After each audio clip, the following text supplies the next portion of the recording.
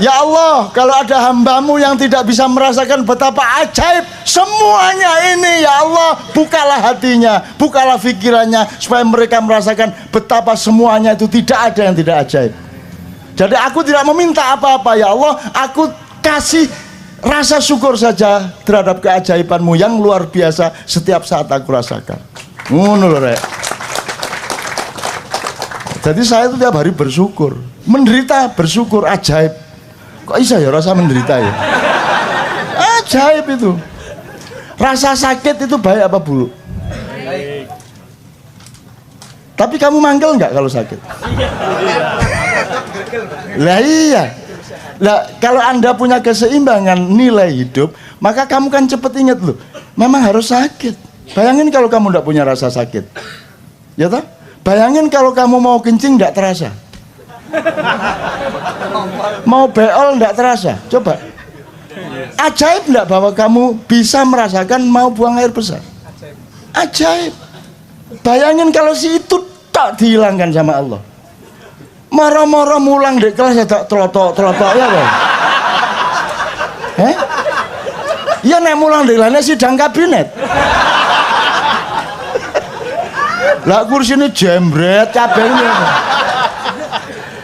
Jadi teman-teman sekalian sekarang nggak usah susah-susah toh, rasa syukur itu begitu mudahnya toh.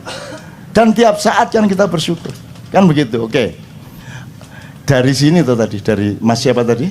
Mas Bobi. Jadi saya optimis karena kesolehan penting, nasionalisme meningkat. Saya tidak pernah melihat bahwa nasionalismenya menurun. Yang menurun itu bapak-bapakmu yang sedang menjabat. Betul enggak? Tapi kalau rakyatnya, oh Indonesia kacau, iya kata lapo, tapi Indonesia aku kata lapo kon. Kan gitu, betul enggak Mas? Ayo mau Malaysia mau siapa? Wong Melayu aja kok sombong kamu.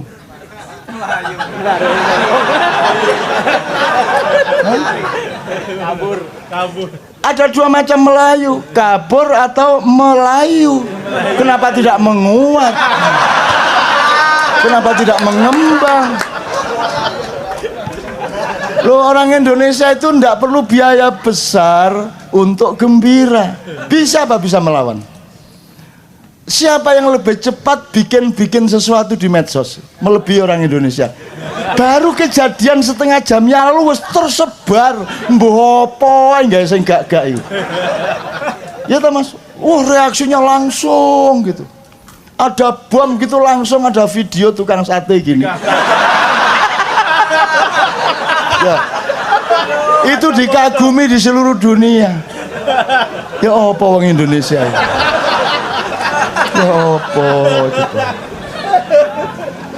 Coba Mas ya, Anda lihat tetek sepur itu. Tetek sepur itu apa? Simbangan rel sama jalan. Entah di Jakarta, kalau di Jogja atau di daerah itu Anda lihat ini kan dua jalur. Di depan jalur, di depan pagar ini separuh apa penuh? Di sini kedua jalur penuh, di sini penuh. Teorinya tabrakan. Pernah tabrakan nggak? Coba lihat itu, setiap ada apa? Perlintasan kereta kan penuh. Begitu ini buka, jalan. Ini orang aneh ini Indonesia ini. Lo kok iso lo? Kok iso itu lo? Kalau lihat caranya motor, wah. Sudah jelas ini lampu merah ini bareng. Ini di kiri.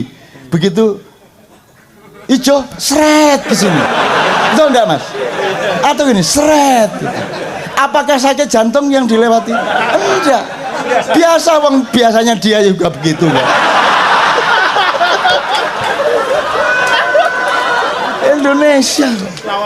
Jadi kalau melihat kacaunya lalu lintas hidup di Indonesia yang tampak langsung di lalu lintas dan juga di birokrasi, juga di apa saja, seharusnya kan sudah tabrak anda karu-karuan. Tapi angka kecelakaan lalu lintas di Indonesia sangat rendah. Kenapa? Karena manusianya ajaib. Itu saya tiap hari itu loh, kadang-kadang mimpi lah, iya ini 2 jalur, kereta lewat, ini 2 jalur. Begitu keretanya pergi, loh kok bisa ya? Kok bisa itu loh? Coba besok ya, kamu lihat ya.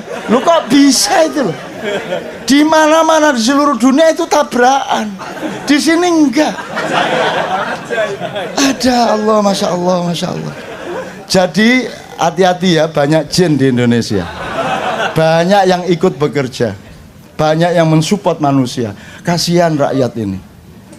Kasihan, akhirnya jinnya, ayo.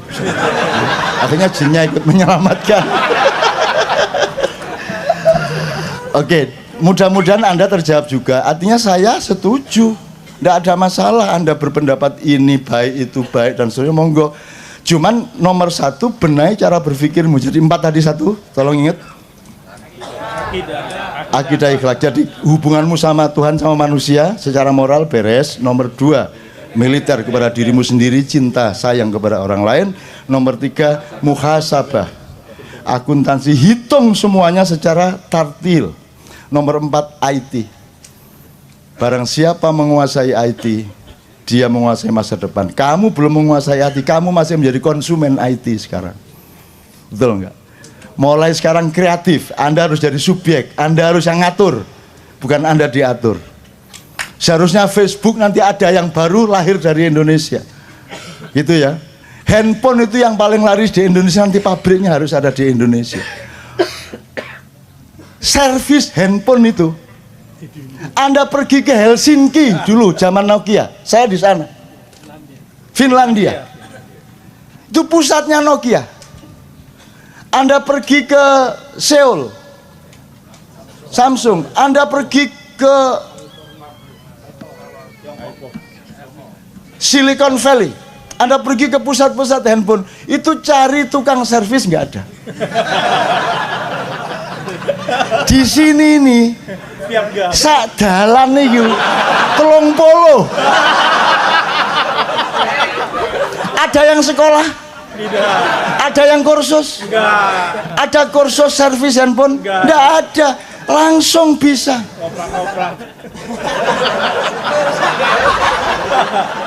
Bisa. Kan itu. Bagaimana mungkin Anda tidak percaya diri? Maka generasi yang kadang bukan generasi minder seperti bapak-bapakmu sekarang, bukan generasi yang rendah dan tidak punya derajat seperti bapak-bapakmu yang memerintah sekarang. Kamu bukan pemerintah yang hamba sahaya, kamu subjek, kamu adalah fa'il, kamu adalah pemimpin dari dunia. Ojo meneh dunia, handphone sih nggak jelas sih loh.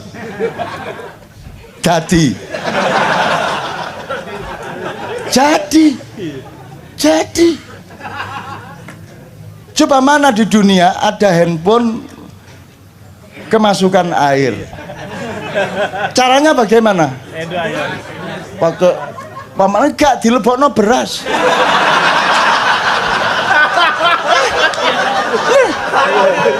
Dan itu sangat efektif. Dilebokno beras. Ajaib. Istiad. Itu beneran. Dan itu banyak sekali yang ide-ide seperti itu. Coba tanya super truk itu. Mana ada yang taat sama dokter? Dia bikin ramuan sendiri. Gitu. Saya termasuk. Saya itu terlanjur waktu saya penyair seumur Anda, saya umur 17, 18 ke atas, itu saya sangat miskin dan sering sakit karena begadang terus, kurang makan. Akhirnya saya ketemunya di Colgin. Jadi kalau sudah terpaksa saya minum di Colgin.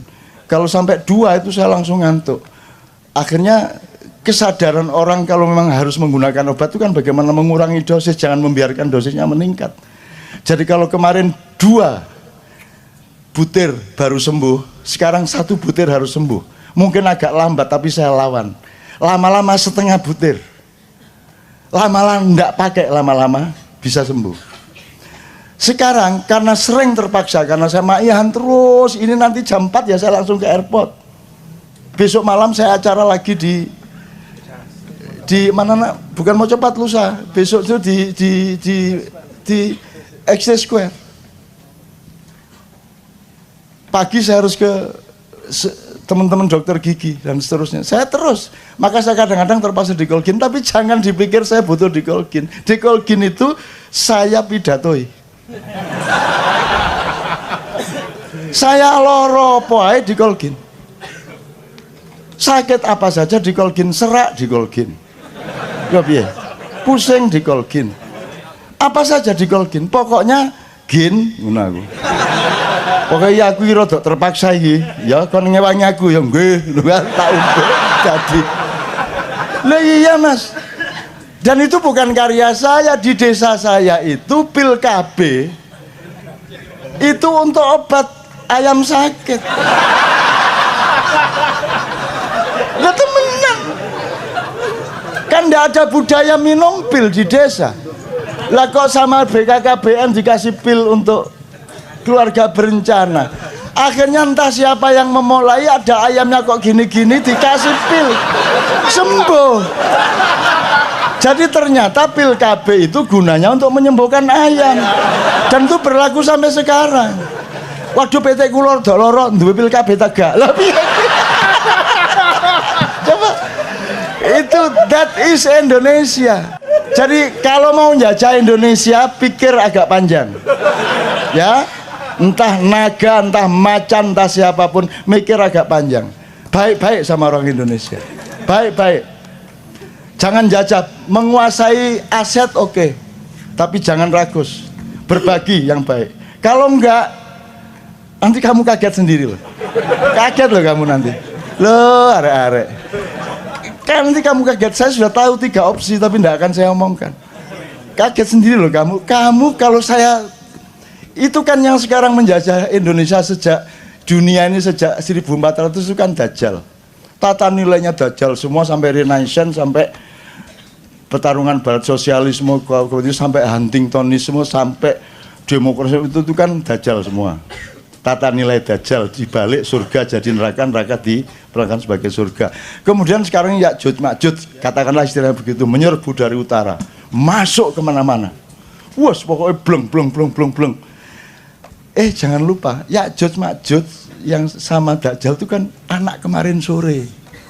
Itu baru lahir, belum lama itu. Di sini ini tempatnya iblis.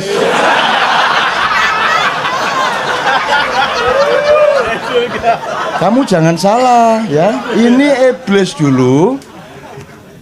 Karena dia tidak setuju Tuhan bikin manusia, kemudian dia diusir, dia milih tanah Jawa. Karena iblis tahu nanti pasti bikin manusia pakai tanah liat. Pasti nanti ada malaikat yang Allah utus untuk pergi ke tanah Jawa untuk ambil tanah liat. Waktu dipertimbangkan Blora apa Kebumen gitu.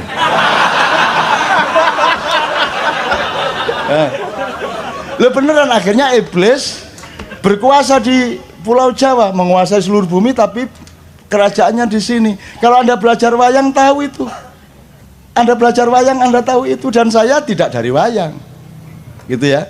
Terus akhirnya Jibril suruh ambil tanah liat. Ya Jibril, ambillah tanah liat di Pulau Jawa. Begitu Jibril sini, iblis. Apa? Wow, Jibril takut. Loh kok Jibril takut? Loh, Jibril itu juniornya iblis. Iblis itu malaikat paling sepuh yang paling disayang oleh Allah. Dia Kanzul Jannah. Dia malaikat yang paling khusyuk, yang paling roki, yang paling sajid, yang paling khusyuk sujudnya, rukuknya maupun takbiratul ihramnya kepada Allah. Maka Jibril dan lain-lain selalu minta tolong iblis untuk berkomunikasi sama Allah. Kemudian karena iblis paling cerdas, dia tahu ngapain bikin manusia. Allah paling paten-patenan. Allah paling Golkar yang dukung Ahok. Paling gitu. Itu diomongkan sama iblis waktu itu. Terus Allah mengatakan antala ta'lam wa ana a'lam. Dah meneng kamu enggak tahu. Terus wa idz qala lil malaikati isjudu li adama fasajadu illa iblis. Wahai malaikat, bersujudlah kepada Adam, bersujudlah para malaikat kecuali iblis. Berarti iblis adalah malaikat. Kan begitu kan? Kalau iblis bukan malaikat, loh dia enggak ikut diperintah kok. Kan wa idz qala lil, dan ketika Allah mengatakan kepada malaikat, Berarti kalau dia disalahkan kenapa tidak sujud, berarti dia adalah malaikat, kan begitu. Jadi dia senior. Nah, dia jaga Pulau Jawa, Jibril datang dibentak lari, Mikael datang dibentak lari, Israfil juga tidak berani sama iblis, akhirnya Israel. Ditunggu, iblis agak ngantuk. Oh iya, saya video dari jauh.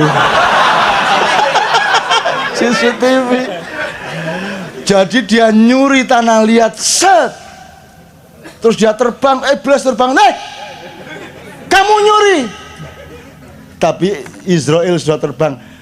Aku hanya menjalankan perintah Allah. Kalau kamu marah, marahlah kepada yang memerintahku, karena aku tidak bertanggung jawab atas yang aku perbuat. Kuwatul mab'ud fi kuwatil ba'ith. Aku cuma diutus, kekuatanku tidak padaku tapi ada yang mengutusku. Akhirnya iblis gagal mengejar, akhirnya tanah liat itu tapel dibawa ke aras, terus Israel yang disuruh mematung Adam. Maka Israel yang punya hak untuk mengambil nyawamu. Nah, karena dia dulu yang bikin patungnya, gitu loh. Itu ceritanya. Ini serius ini.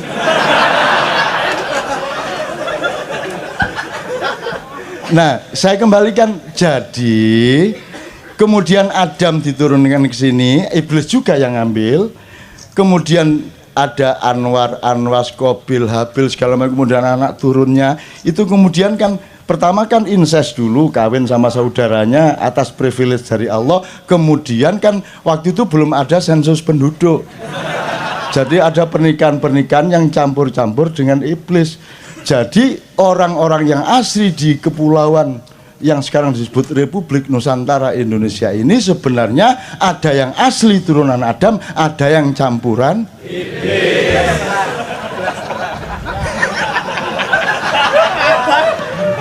Nah, silakan menyelidiki diri masing-masing. Nah, jadi siapapun akan menjajah Indonesia, tolong hati-hati. Tolong hati-hati. Benar-benar, tolong hati-hati, pikir panjang. Mending bersaudara sama kita, betul enggak? Mending baik-baik sama kita. Mulai sekarang ayo sering datang ke sini. Yo, berbagi-bagi. Kon katanya mbadok sak piro sih? Jangan diambil semua, jangan ragus-ragus. Ini adalah nenek moyangnya semua penduduk dunia. Mereka ini di depan saya ini. Mereka lebih tua dari mereka semua. Jadi kalau kamu sekarang menjajah mbahmu, mbahmu tidak akan marah. Wong kakek kok, betul tak? Kakek kan mosok rebutan motor sama cucu kan? Enggak. Kakek mesti ngalah toh, makanya penuh cinta sudah diambil sana tambangnya, dia bilang tadi gitu.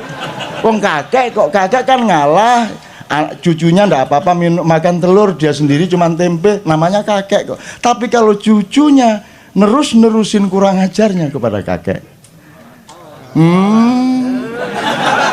kan gitu kan? Lo ada iki kan gitu kan? Ada iki. Gurung ero ta? Ngono kan kira-kira. Ngerti maksud saya Mas ya? Jadi saya optimis dengan semua ini. Saya mengucapkan selamat berjuang, tapi perjuangan itu nilainya pada perjuangannya, tidak pada hasilnya. Begitu engkau berjuang, engkau masuk ke abadian. Begitu engkau suci yang kamu maui, engkau masuk ke dalam keabadian. Hasil tidak ditagih oleh Allah. Yang ditagih oleh Allah adalah konsistensimu sejak dari Warakas sampai kemanapun. Karena saya dulu ma'ian pertama di daerah mereka ini, gitu loh, di samaan di Malarangeng ketika masih belum jadi apa-apa, sama Anas juga. Jadi jangan berani-berani ikut ma'ian.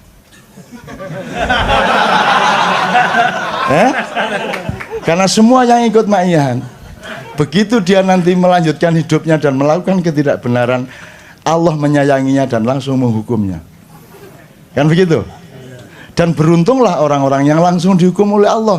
Karena yang opsi kedua, Allah tidak langsung menghukum, ditunda-tunda hukumannya, di istidraj, apa namanya, di ujo. Dan ada yang oleh Allah diformalin, diawetkan, dipanjangkan umurnya untuk disiksa. Panjang umurnya tapi untune melo.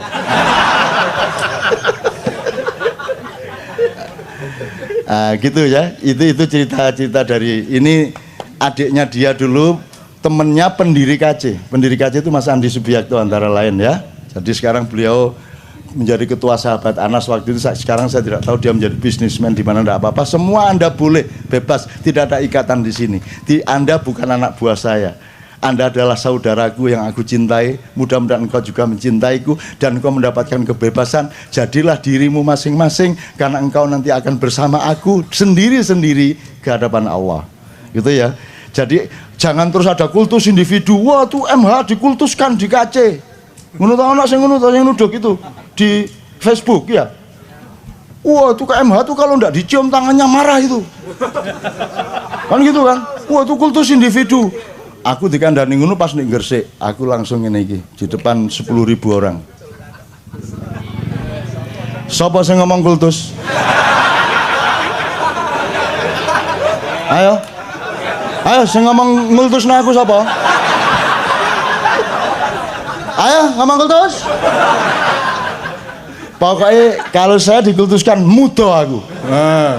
Ayo ngomong mana? Ayo. Ayo, kalau saya punya pamrih jadi kiai, jadi tokoh, mosok ngene. Aku yang ingin ngasih tahu kepadamu, aku tidak punya pamrih apa-apa kecuali cinta murni kepadamu semua. Tidak ada penderitaan melebihi tidak dipercaya sebagai manusia, betul enggak? Dan aku harus tidak dipercaya tiap saat asal aku masuk bandara.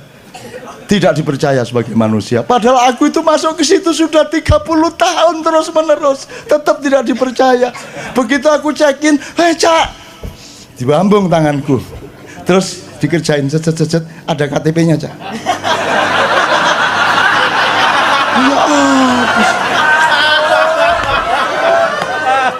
Ya lah sing kok ambung tangane mang sopo?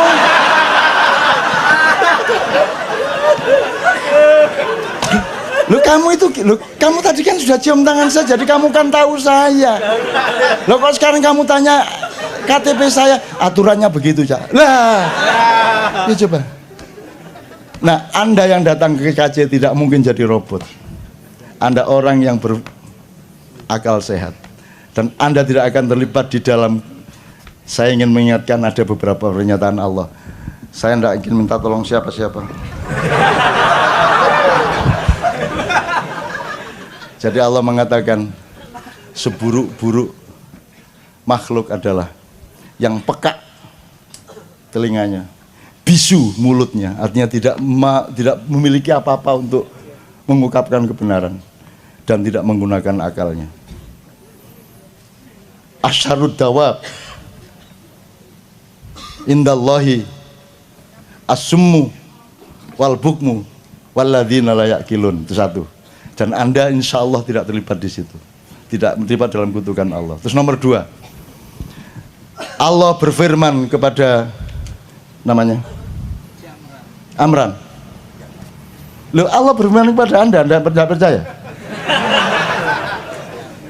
Loh, lebah saja dikasih firman oleh Allah, wa auha ilal nahli. Allah berfirman kepada lebah. Masa tidak percaya Allah berfirman kepada Anda? Allah berfirman kepada Anda, cuman sebelumnya berfirman kepada Rasulullah. Tapi malam ini kepada Anda konteksnya.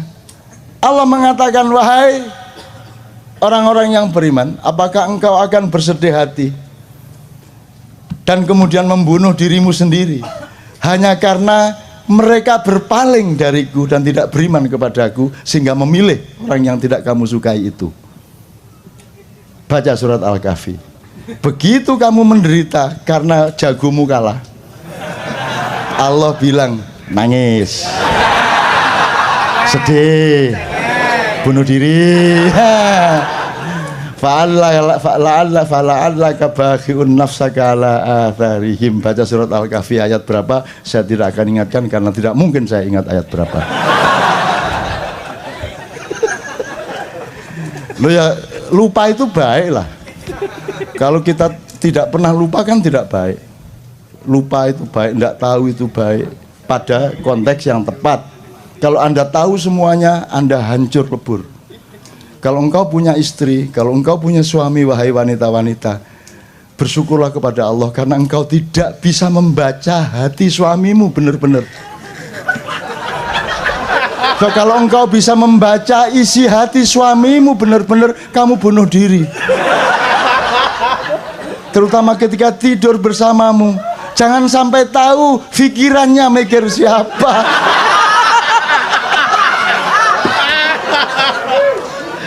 Oke, waktunya sudah. Oh, masih setengah jam.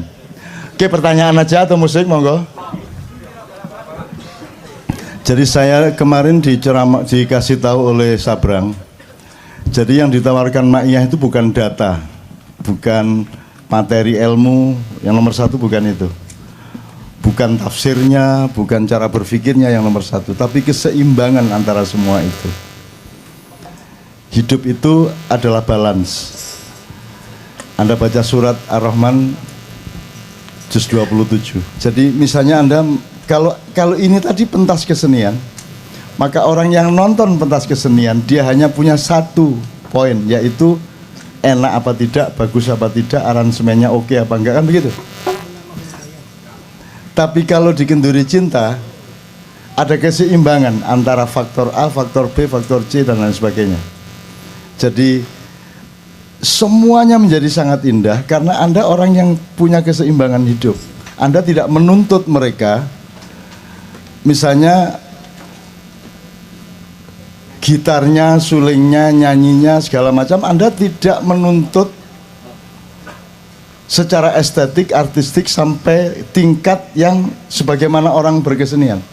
Karena Anda punya faktor yang lain yang menyeimbangkan diri Anda, yaitu Anda punya cinta, rasa untuk menikmati semua yang kita alami ini bersama-sama, simpati, kemanusiaan, rasa memiliki kenduri cinta dan lain sebagainya. Itu yang namanya keseimbangan. Jadi saya kira kunci yang utama adalah jangan sampai kehilangan keseimbangan hidup. Artinya jangan melihat orang dari depan saja, dari belakang saja, atau dari samping saja, dari atas saja, atau dari bawah saja. Anda harus melihat hidup ini sebagai sebuah keseluruhan, sehingga Anda tetap berada pada titik imbang. Itu kira-kira gitu ilmunya. Nggak usah difahami sekarang, tapi ingat aja bahwa harus berada pada titik imbang, titik mizan dalam hidup Anda. Mengalami apa saja. Kalau Anda rugi dagang, terus Anda hanya punya kerugian dagang, Anda akan hancur. Tapi Anda harus punya kesadaran tentang dimensi-dimensi yang lain di luar kerugian itu, maka Anda menemukan titik imbang kembali. Hidup adalah mizan, hidup adalah keseimbangan. Alam semesta ini diciptakan Allah di dalam satu sistem yang maha seimbang. Satu. Yang kedua, lagu yang kedua tadi Ibu, Keramat. Kuburan kali.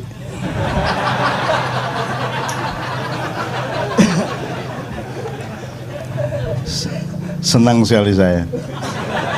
Gini, ilmunya begini. Kalau Anda ditanya, ada kalimat al-jannatu tahta aqdamil ummahat. Surga itu terletak di bawah kaki ibu. Kalau Anda ditanya begini, itu kalimat, itu hadis ya? Apa? Itu hadis untuk ibu apa untuk anaknya? Jawabnya gimana? Coba, untuk anak, terus untuk ibu. Boleh saya minta jawaban, kenapa untuk anak? Supaya anak lebih berbakti sama ibu. Supaya lebih berhati-hati berbakti. Oke, sip. Kenapa untuk ibu? Setiap ibu harus menciptakan surga bagi anaknya. Sip, tepuk tangan. Oke. Sekarang yang benar yang untuk anak apa untuk ibu? Itu yang namanya titik imbang. Nah, definisinya sederhana. Kalau Anda seorang anak, maka hadis itu untuk ibu, untuk kepentingan ibu. Kalau Anda seorang ibu, hadis itu untuk kepentingan anak. Kan sederhana toh? selama ini dalam cara kita berilmu modern royoan. Yang benar itu untuk ibu atau yang benar untuk anak. Di Ma'iyah cara berpikirnya tidak begitu, mencari titik imbang. Kalau Anda seorang anak, setiap ayat Allah, hadis Rasulullah itu untuk kepentingan ibumu. Kalau Anda ibu untuk kepentingan anakmu, kan begitu. Ibu saya sendiri menafsirkan karena dia ibu itu untuk kepentingan anak. Jadi surga di bawah telapak kaki ibu itu terapannya pada ibu adalah jangan sampai ibu punya pikiran buruk kepada anaknya, jangan sampai keluar terbersit kutukan atau doa yang buruk kepada anaknya, karena sedikit saja ibunya marah, mangkel, dan negatif pikirannya maka akan berakibat buruk pada anaknya. Demikian juga anak harus diterapkan itu untuk kepentingan ibu. Begitu tidak hanya anak sama ibu, ya anak sama bapak, bapak sama ibu, individu sama masyarakat, masyarakat sama individu, negara sama rakyat, rakyat sama negara.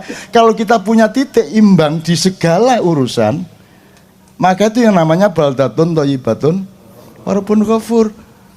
Nah, selama ini semua perdebatan di medsos itu selalu yang benar itu kuku kuryuk, bukan kongkorongkong. Yang satu bilangnya enggak kongkorongkong dong, masa kuku ruyuk. Akhirnya Madura datang, lihat tidak bisa, yang benar kuku runuk. Nah, itu yang namanya manusia memecah alam semesta.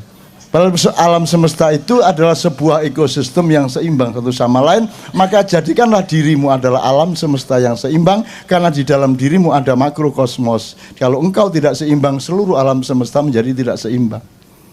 Gampang saja, begitu kamu pusing kepalamu, sinimu terbentur, itu dunia kan menjadi berapa? Duk gitu terus berapa? Dunia menjadi satu apa dua? Menjadi banyak kan? Panca indera aja sudah langsung menipu Anda, apalagi batin Anda, mental Anda, psikologi Anda. Jelas ya, mudah-mudahan ya. Jadi nanti Anda mengalami apa saja, kembali ke titik imbang, titik keseimbangan. Oke. Negara ini tugasnya pemimpin adalah menjaga jangkar yang menyeimbangkan seluruh kuda-kuda kapal di atas air itu. Gunanya presiden bukan untuk ngurusin migas, bukan untuk ngurusin perekonomian, pajak. Dia yang menjaga keseimbangan dari semua kegiatan-kegiatan kementeriannya. Itu yang horizontal. Yang vertikal di dalam kebudayaan Jawa disebut manunggaling kawula lan Gusti. Itu maknanya bukan Anda terus ketemu Allah di Gunung Lawu, Allah pakai serban. Terus ada lagi yang kejawen, Allah ternyata pakai belangkon. Yang namanya manunggaling kawula lan Gusti, menyatunya hamba dengan Tuhan, itu bukan Anda individu ketemu sama Tuhan. Karena kalau itu cuma urusan Anda sama Tuhan, ngapain jadi teori sosial? Ngapain dia mau ngomongin ke orang? Itu sudah urus-urus sendiri, mau ketemu Tuhan, mau ketemu hantu, terserah kamu. Tapi kalau sudah menjadi teori ilmu sosial, berarti dia harus bermakna sosial. Itu berarti ya politik, ya kebudayaan, ya ekonomi, ya segala macam. Maka manunggaling kawula lan Gusti itu artinya adalah, menurut tafsir Ma'iyah, kalau engkau menjadi suami, kawulamu kan istri sama anakmu. Kalau rumah tangga berarti ya pembantumu, siapapun yang ikut di rumahmu. Kalau engkau presiden berarti semua rakyatmu. Kalau engkau wali kota, semua rakyatmu di Kota Madya itu. Kalau engkau gubernur, semua rakyatmu di provinsi. Kalau engkau pemimpin, maka Tuhan sama yang kamu pimpin harus menyatu di dalam hatimu. Gitu loh. Kalau saya disuruh ngomong seperti ini, selama saya ngomong berarti saya yang mimpin keseimbangan. Maka ketika saya ngomong, saya tidak boleh menyakiti Tuhan dan tidak boleh menyakiti orang KC. Jadi kalau saya menyakiti orang KC, saya dimarahi Tuhan dan kena akibat semuanya. Dan kalau saya menyalahi Tuhan, Anda akan ikut sakit. Jadi Tuhan sama Anda harus menyatu di dalam diriku. Manunggaling kawula lan Gusti di dalam diri saya. Itu makna sosial, makna kepemimpinan, bukan makna individu ketemu Tuhan di Gunung Lawu. Itu ya. Maka dia menjadi teori ilmu sosial, manunggaling kawula. Jadi itu bukan urusan kebatinan, itu urusan kepemimpinan politik, kepemimpinan pemerintahan. Itu. Makanya kalau cari presiden namanya manunggal gitu ya. Gal, ya penggal gitu. Yang kapitalis angkat tangan. Kapitalis. Oke, Anda ke sini. Kenapa Anda kapitalis? Jelaskan kapitalis itu apa. Manusia dengan sahabatnya. Kalau kapitalis itu seluruh badannya adalah kelamin. Jelas ya? Jelas ya Mas? Setuju nggak? Jadi apa saja itu dijual. Kalau Ramadan jualan agama. Betul nggak? Kalau Natal jualan Kristen, kan gitu kan? Apa saja dijual, apa saja. Pokoknya nalurinya jualan. Ketemu ayat ingin menjual, ketemu apa saja dijual. Itu artinya kalau digambar itu ya kepalanya kepala kelamin. Gitu Mas ya. Jadi sekarang mulai sekarang Anda mencoba mengamati dengan metode ini bedanya dagang dengan kapitalisme.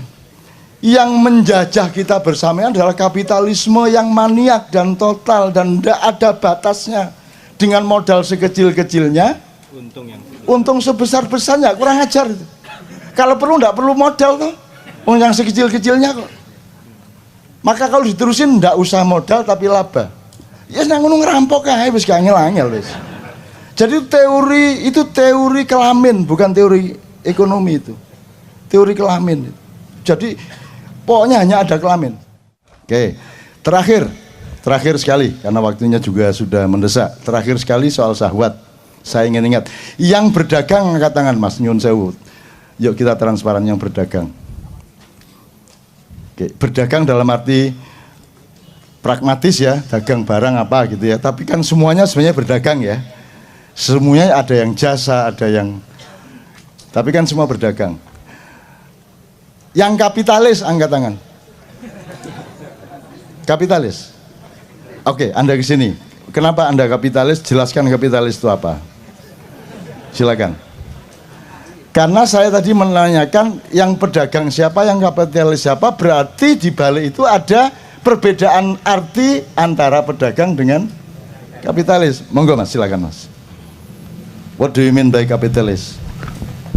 Ya, saya bekerja di perusahaan yang setiap orientasinya adalah selalu keuntungan gitu. Jadi seperti tidak ada akhirnya gitu loh. Jadi misalkan bisnis ini udah selesai akan membuat suatu bisnis lain, dan itu selalu memang orientasinya adalah melipat gandakan sebuah ya hanya keuntungan. Itu yang saya alami, yang sehingga saya menyebut loh, bahwa kalau orang dagang enggak gitu, Pak. Ya mungkin ada juga, maksudnya yang menyebab kapitalis mungkin juga di hatinya ya mungkin. Tapi saya sudah melihat bahwa perusahaan saya ini kapitalis gitu loh. Tapi kalau ada pedagangan individu. Andanya apa perusahaannya? Ya saya bekerja di perusahaan kapitalis. Anda bagian dari kapitalisme perusahaan Anda. Ya. Itu oke. Ya. Karena cari laba terus gitu kan, dan tidak ada habisnya. Kalau dagang enggak? Saya kalau mungkin pedagang kan individu gitu kan, individu kemungkinan juga ada yang membatasi bahwa ya cukup yang tadi dicontohkan kalau bekerja cukup jam 2 pagi sampai jam 5. Jadi oke. Jadi cari laba ada bedanya yang membatasi dengan yang tidak membatasi. Ini satu klausul ya, satu klausul. Ada nggak klausul yang lain? Kalau sekarang kita ibaratkan mencari laba atau ambisi to get more and more itu adalah syahwat. Jadi wah kan itu ya. Itu syahwat. Maka apa bedanya pedagang dengan kapitalis? Kalau simbolnya adalah syahwat. Ada nggak yang bisa menolong saya?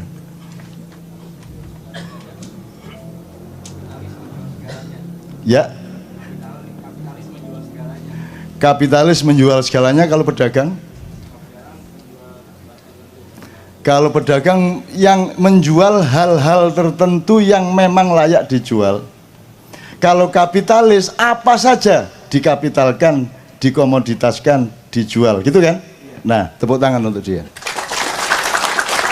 Kalau digambarkan dengan karikatur syahwat, setiap manusia itu pedagang. Apakah dagang barang, dagang jasa, gitu kan ya? Tapi dia punya mekanisme seakan-akan dagang atau benar-benar dagang, tapi pokoknya konteksnya dagang. Itu ibarat manusia yang punya syahwat. Semua manusia punya syahwat, jadi dagang itu tidak ada masalah. Rasulullah juga pedagang, tapi Rasulullah bukan kapitalis. Dia juga benar sebenarnya, cara berpikirnya benar. Jadi ibaratnya manusia itu semua pedagang. Sama Allah pun Anda membeli surga dengan sholatmu, dengan kelakuan baikmu, betul enggak? Bai'un, jadi bai'un ma'allah atau minallah, itu kan perdagangan dengan Allah. Saya pernah menulis berniaga dengan Allah.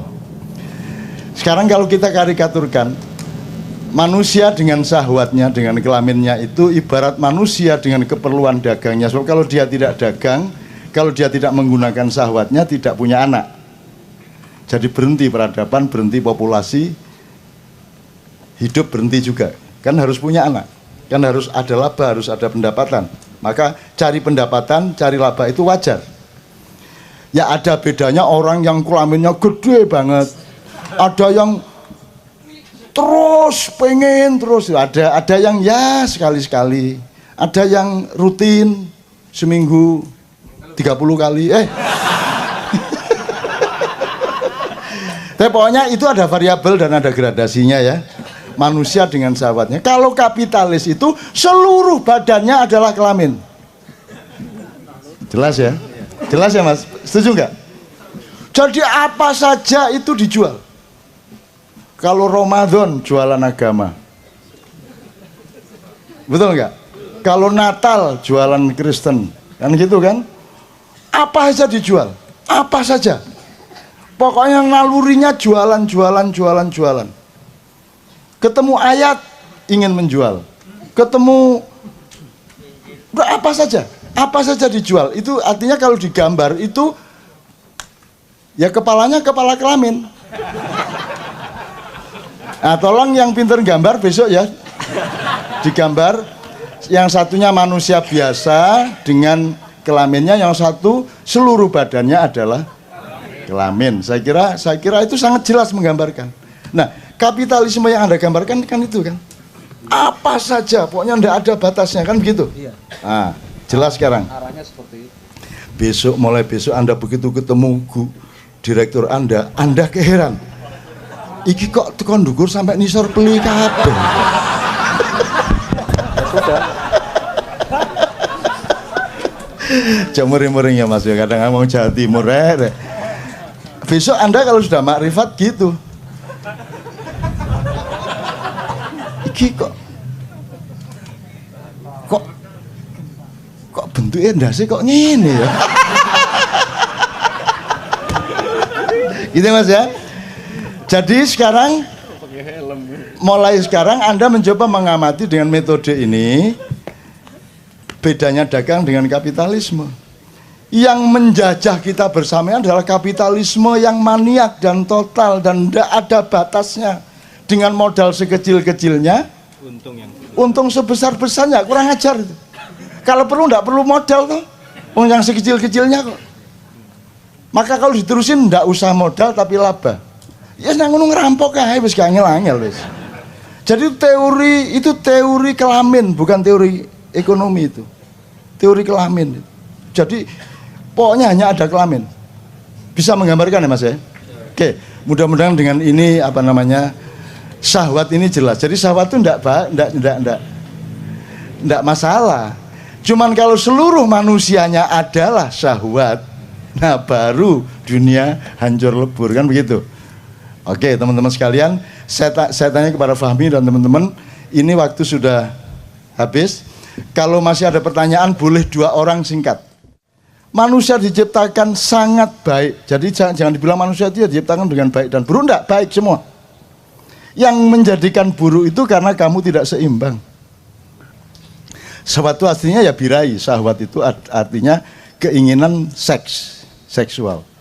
Tetapi kemudian dikonotasikan ada syahwat politik, ada syahwat ekonomi. Itu konotasi, tapi kalau denotasinya syahwat itu ya seks. Kan begitu. Nah, seks tadi kita konotasikan, syahwat kita konotasikan sebagai keinginan untuk laba sebanyak-banyaknya, sedemikian rupa sehingga semuanya mau dibikin laba. Sodakoh saja cari laba coba. Coba. Sodakoh cari laba coba. Gimana coba? Kamu meniduri istrimu supaya puyang, nggak usah, tiduri saja. Emang kamu bisa bikin anak? Kan nggak bisa. Bisamu ya tidur sama istrimu, nikmati udah. Sampai Allahu Akbar. Masa astagfirullah, gak cocok. Yang cocok ya Allahu Akbar. Asal Anda suami istri, Allahu Akbar itu indah betul. Ini mesti praktek arek-arek enggak. Mas kapan Allahu Akbar mas? Mas arek-arek dapat kode sekarang. Dadi engko bojone lagi ngetik terus sing wedok liwat Allahu Akbar Allah. Sodakoh saja. Kalau kamu mengharapkan balasan dari sodakoh itu, saya merasa logika saya jangan-jangan Tuhan tersinggung loh. Kamu kok mengharapkan, kamu tidak percaya sama saya. Itu kan urusan saya, bahwa setiap orang yang berbuat baik akan aku tambahi berkahnya, betul enggak? Itu urusan saya, kamu tidak usah menyebut-nyebut. Nafsu dalam bahasa Arab itu beda dengan nafsu dalam bahasa Indonesia. Jadi kalau tadi nafsu mutmainnah, lawamah dan seterusnya itu bukan nafsu dalam bahasa Indonesia, tapi an-nafs dalam bahasa Arab itu artinya diri. Diri mutmainnah, diri lawamah gitu ya, diri. Jadi nafsi itu artinya ijen-ijen, dewe-dewe. Jadi kullu nafsin dha'iqatul maut itu bukan setiap nafsu terlibat kematian, tidak setiap diri. Jadi nafs atau nafsun dalam bahasa Arab artinya diri. Nah, jadi bukan syahwat mutmainnah, kok syahwat kok mutmainnah. Lah nggandol ngene kan. Ini ya opo arek-arek. Jadi yang dimaksud nafsu di situ bukan nafsu syahwat, tapi dirimu. Jadi ada dimensi tentrammu, ada dimensi amarahmu, ada dimensi khianatmu dan lain sebagainya. Tapi seluruhnya itu tidak jelek. Seluruhnya itu baik. Manusia diciptakan sangat baik. Jadi jangan dibilang manusia itu diciptakan dengan baik dan buruk, enggak, baik semua. Yang menjadikan buruk itu karena kamu tidak seimbang. Nyetir diperekes ngene iki ya. Ya nyetir santai deh ya. Megangnya aja kan enggak gini banget. Megang motor tuh mosok begini banget. Kan naik sepeda kalau kamu tegang kan mesti tiba tuh. Nah, itu kan mutmainnahnya dirimu kan gitu. Jadi sekali lagi itu ada dirimu yang bersifat mutmainnah, ada dirimu yang bersifat. Itu semua tajalli atau aplikasi atau penjilmaan Allah dalam dirimu. Allah maha luas, maha tidak terbatas, tetapi Allah meminjamkan beberapa potensi itu yang disebut 4 itu di dalam dirimu. Nah, itu tidak sama dengan syahwat. Syahwat itu artinya ya birahi. Syahwat itu artinya keinginan seksual. Tetapi kemudian dikonotasikan ada syahwat politik, ada syahwat ekonomi. Itu konotasi, tapi kalau denotasinya syahwat itu ya seks. Kan begitu. Nah, seks tadi kita konotasikan, syahwat kita konotasikan sebagai keinginan untuk laba sebanyak-banyaknya, sedemikian rupa sehingga semuanya mau dibikin laba. Sodakoh saja cari laba coba. Coba. Sodakoh cari laba coba. Gimana coba? Wala tamnun tastakthir. Dan jangan memberikan sesuatu dengan mengharapkan sesuatu yang lebih besar dari yang kamu berikan. Itu rumus baku. Wala tamnun tastakthir. Jangan memberikan sesuatu dengan mengharapkan lebih banyak menerima sesuatu dibanding yang kamu berikan. Jadi kalau memberi titik, ngasih titik, nggak usah supaya, nggak usah. Ini loh, koma ini loh. Ya saya ngundang anak yatim supaya, ya saya nyumbang masjid agar supaya, ya saya mengadakan sholat duha bersama dalam rangka, kan gitu. Kakean dalam rangka, wes dah sembayang titik. Kamu meniduri istrimu supaya puyang, nggak usah, tiduri saja. Emang kamu bisa bikin anak? Kan nggak bisa. Bisamu ya tidur sama istrimu, nikmati udah sampai Allahu Akbar. Masa astagfirullah, gak cocok. Yang cocok ya Allahu Akbar. Asal Anda suami istri, Allahu Akbar itu indah betul. Ini mesti praktek arah-arah enggak. Mas kapan Allahu Akbar mas? Mas arah-arah dapat kode sekarang. Dadi engko bojone lagi ngetik terus sing liwat Allahu Akbar Allah.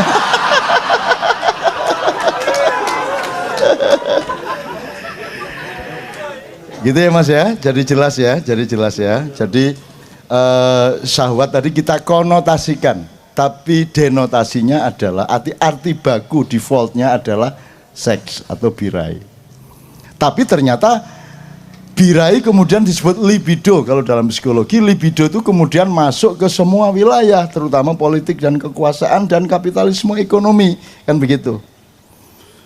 Nah sekarang urusan dengan libido, dengan seks, dengan syahwat, dengan nafsu segala macam itu saya ingin ngomong satu hal saja. Menurut Anda bisa memenangkan jago Anda enggak? Loh, insya Allah apa bisa? Bisa, jamin? Jamin enggak?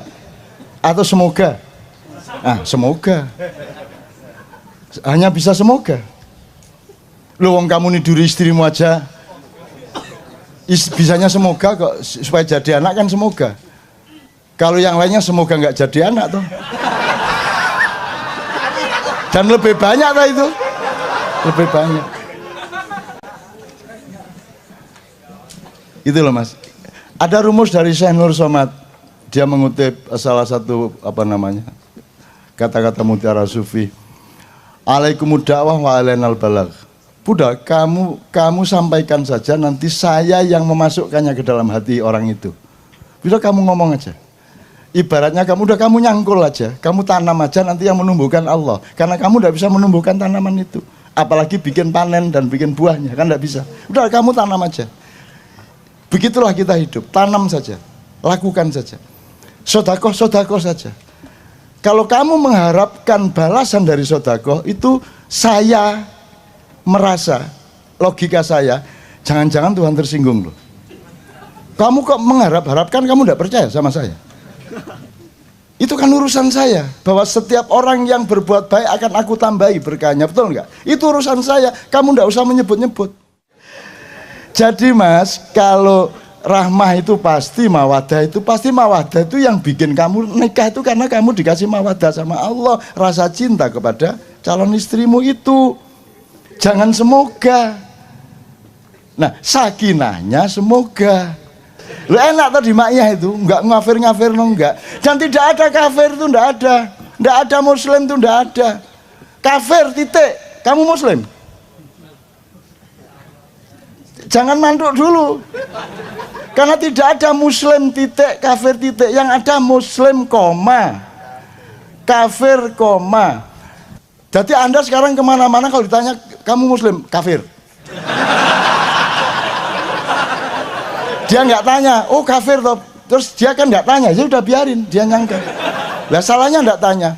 Ternyata dia kafir, terus dipanggil kamu sama takmir masjid, kok kamu ternyata kafir. Lah dia nggak nerusin pertanyaannya. Kan mestinya dia tanya kafir kepada siapa? Kan begitu. Kalau kepada iblis kita kafir, kepada Allah kita muslim. Iblisnya kepada Allah kafir, koruptor kepada iblis muslim. Jelas ya mas? Jelas ya? Jelas ya? Jadi kalau ada orang mengkafir-kafirkan itu, kamu ketawa sekarang. Maaf ya, itu titik apa koma? Ngono dah?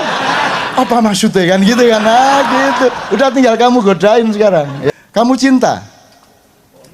Koma toh?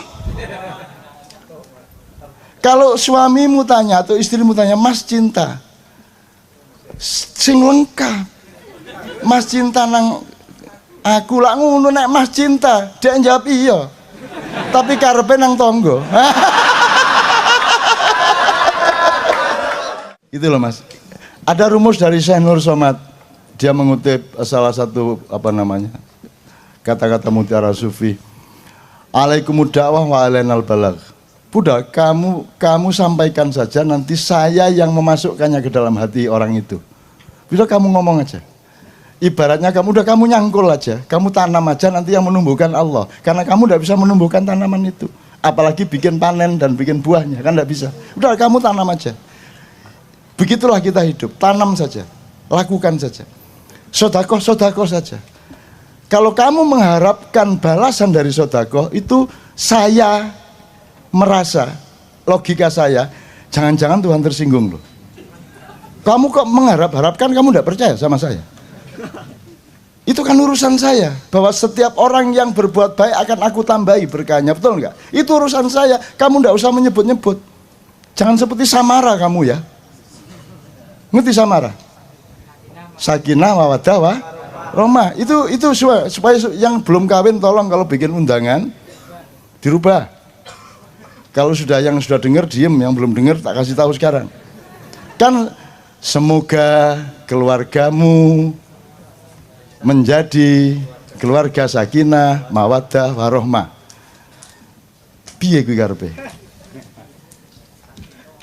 Kok sakinah mawaddah warahmah kok semoga piye? Belum ngerti Anda? Alhamdulillah Anda tidak ngerti sehingga Anda mengucapkan itu tidak dosa. Oh tidak ngerti ya. Ngoten ta lho mboten ngertos ya wis ora apa-apa mlebu swarga kan gitu. Mas, rahmat kok semoga itu gimana? Yang terakhir kan rahmat. Apakah Allah belum memberi rahmat kepadamu? Semua ini rahmat Allah. Alam semesta, pohon tumbuh, daun bergoyang, hujan turun, badanmu tumbuh. Ya toh, kamu sehat, kamu kencing tinggal kencing, kamu tidak perlu membagi-bagi kalori, protein, tinggal makan terbagi sendiri. Ada ekosistem yang diciptakan Allah. Semua itu rahmat. Maling dikasih rahmat, koruptor dikasih rahmat. Apakah kalau koruptor terus kalau duit korupsinya dipakai untuk beli pizza atau pizzanya nggak enak gitu? Tetap enak, ya toh? Rahmat itu sudah pasti kok semoga. Masa semoga menjadi keluarga yang sakinah mawaddah warahmah. Rahmah itu sudah pasti kok. Satu rahmah, sudah pasti, jangan bilang semoga kepada rahmah lo ya.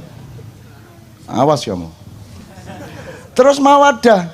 Mawaddah itu daya magnetik antar dua orang, laki dan perempuan, yang membuat dia merasa ingin menyatu. Jadi kamu sama cewek itu punya mawaddah di dalam dirimu dan di dalam diri dia, sehingga kamu terus pacaran dan terus tunangan dan terus kawin. Jadi yang membuat kamu kawin itu karena kamu punya mawaddah. Lah kok kamu bilang semoga? Yang bikin kamu kawin itu sudah dikasih mawaddah sama Allah kok. Untung malaikat sabar-sabar. Kalau yang tugas Israel, wes kon mate nang ngene carane. Jadi Mas, kalau rahmah itu pasti, mawaddah itu pasti. Mawaddah itu yang bikin kamu nikah itu karena kamu dikasih mawaddah sama Allah, rasa cinta kepada calon istrimu itu. Jangan semoga. Nah, sakinahnya semoga. Jadi kalau di Quran ada litas kunu fi dan litas kunu ila. kamu punya rumah terus kamu tinggal di rumah itu, sudah milikmu, punya sertifikat, berarti kamu taskunu fi baitikum. Kamu tinggal di rumahmu, sudah mapan, titik. Tapi kalau taskunu ilah, jadi kalau ke istri itu ilah bukan fi. Fi-ne ya pas bengi ku tok fi. Tapi kalau sehari-harimu dengan istrimu itu litaskunu ilah. Kamu memperjuangkan terus-menerus supaya sakinah. Ya, uang kurang ndak apa-apa, istrimu sabar sehingga tetap sakinah. Kok kamu pulang istrimu betutut, sakinahnya modon. Pagi-pagi istri betutut, sore suaminya jauh ikut mangkel, tapi begitu jam 11 malam sakinah meneh. Pagi bertengkar lagi, jam 11 bengi arek turu sakinah meneh. Sampai akhirnya anaknya merhatiin, iki bapak ibu iki angger awan iki gelut, tapi nek bengi kok sakinah terus iki. Akhirnya takon, Pak, suatu hari ternyata jam 11 malam tetap bertengkar bapak ibu itu. Anaknya takon, Pak, nyun sewu nggih, biasanya sampean mari gelut sedino jam 11 bengi wis sakinah. Terus dari bapak, alati wis gak kena rek. Wis gak iso gawe nyakinah iki sampean. Ya lah istilah iki. Dik tak nyakinah ya dik, ini ya. Wah murid sing gagah, tapi kan indah toh mak, indah toh. Masa kamu sama istrimu kan tidak punya variasi keindahan, masa papa sama mama? Nggak apa-apa, papa sama mama kadang-kadang ngedul karo yem gitu loh. Kan pohon divariasi lah, sama suami istri itu harus penuh variasi. Kadang-kadang pakai rok, kadang-kadang pakai jarit, kadang-kadang pakai sarung, kadang-kadang kain tok, kadang-kadang benang tok, kadang-kadang dolek kelaras godong itu didelekin. Dek Hawa kan karepe Siti Hawa. Ya belum ada industri kain ya ta. Jadi Ibu Hawa masih pakai kelaras itu. Dek Hawa, jadi waktu malam itu manggilnya Mas Adam. Iya Dek Hawa. Loh kalau Anda tidak punya kemesraan itu untuk apa hidup di dunia ini gitu ya? Oke. Sudah jelas ya Mas ya, sudah ya jawabannya ya, oke ya. Jadi litaskunu ilaiha. Jadi kalimatnya adalah selamat menunaikan hidup baru, semoga dengan mawaddah warahmah dari Allah hidupmu sakinah, atau dengan mawaddah dan rahmah dari Allah semoga hidup kalian sakinah. Ngono kalimatnya rek. Cuman selama ini keliru ndak apa-apa, mau ndak tahu kok. Lu enak tadi maknya itu, nggak ngafir no enggak. Dan tidak ada kafir itu, ndak ada muslim itu, ndak ada kafir titik. Kamu muslim, jangan manduk dulu. Karena tidak ada muslim titik, kafir titik. Yang ada muslim koma, kafir koma. Misalnya gini, kafir itu ingkar, muslim itu patuh misalnya gitu ya. Nah, kamu orang yang patuh, nang sapa betul nggak? Kamu patuh, ya saya patuh kepada orang tua, tapi saya tidak patuh kepada Pak Lurah. Jadi saya muslim kepada bapak ibu, tapi aku kafir kepada lurah. Bener nggak? Betul nggak? Jadi ndak ono kafir titik, muslim titik, gak ono. Jadi Anda sekarang kemana-mana kalau ditanya kamu muslim, kafir. Dia nggak tanya, oh kafir toh. Terus dia kan nggak tanya, ya udah biarin, dia nyangka. Lah salahnya nggak tanya. Ternyata dia kafir, terus dipanggil kamu sama takmir masjid, kok kamu ternyata kafir. Lah dia nggak nerusin pertanyaannya. Kan mestinya dia tanya, kafir kepada siapa? Kan begitu. Kalau kepada iblis kita kafir, kepada Allah kita muslim. Iblisnya kepada Allah kafir, koruptor kepada iblis muslim. Jelas ya Mas? Jelas ya? Jelas ya? Jadi kalau ada orang mengkafir-kafirkan itu, kamu ketawa sekarang. Maaf ya, itu titik apa koma? Ngono dah? Apa maksudnya kan gitu kan? Nah gitu. Udah tinggal kamu godain sekarang, ya toh? Enggak ono kok kafir titik, musyrik titik, muslim titik, enggak ada. Harus ke siapa dulu, kepada siapa dulu, terhadap siapa dulu gitu. Kamu cinta? Koma toh? Kalau suamimu tanya atau istrimu tanya, Mas cinta? Sing lengkap. Mas cinta nang aku lak ngono nek Mas cinta, dia jawab iya. Tapi karepe nang tonggo. Ya, jelas ya Mas ya? Mudah-mudahan pembelajaran ini menyegarkan dan membuat Anda enteng melihat segala sesuatu dan tidak mudah tersinggung, tidak mudah marah, dan Anda bisa menjadi titik tengah untuk mendamaikan semua orang. Amin ya rabbal alamin.